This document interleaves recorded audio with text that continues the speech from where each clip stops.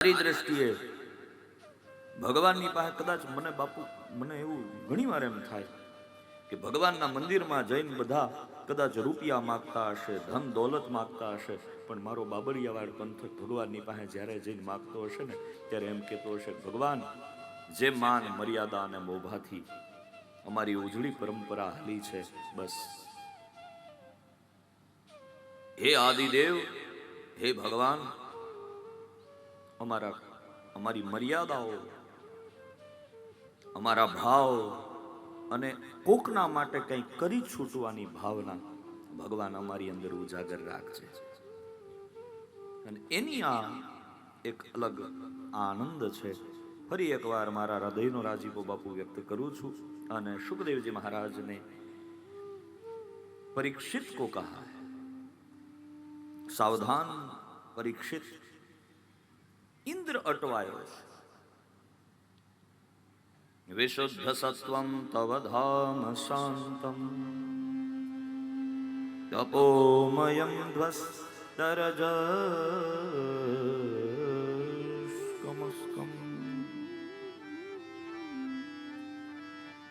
માયામયોયમ ગુણસંપ્રવાહ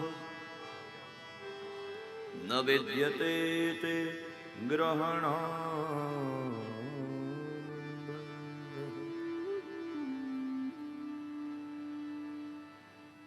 7 દિવસ સુધી પ્રલયકાળના સંવર્તક નામના મેઘગણો વ્રજમંડલ ઉપર તૂટી પડ્યા છે. મહારાજ, આ સાવર્તક નામના મેઘગણો કેવા હોય? બોલે જ્યારે પ્રલય કરવો હોય ના ત્યારે જ આ મેઘોનો ઉપયોગ થાય. યુગ પરિવર્તન કરવું છે તો, પ્રલય કરવો છે તો આ મેઘગણોનો આ એક વરસાદનો એક છાંટો હાથીના પગ જેવડો હોય. એક છાંટો પ્રલયકાળના મેઘગણોનો શાસ્ત્રમાં ઉલ્લેખ છે. એવો વરસાદ વ્રજમંડળ ઉપર 7 દિવસ સુધી અનરાધાર વરસ્યો. તો પણ વ્રજમંડળમાં ધૂળની ડમરીઓ ઉડે છે. શું કારણ? મહારાજ, ગોપ ગોવાળો ભગવાન ઠાકોરજી એના માટે એક જ આશ્રય, જીવનમાં એક જ આશ્રય રાખો. જાજા બધા આશ્રયો કરવા નહીં. અહીંયા બહુ અડધામાં સમજો. બોલો નારાયણ. એક ભરોસો, એક બલ, એક આસ વિશ્વાસ,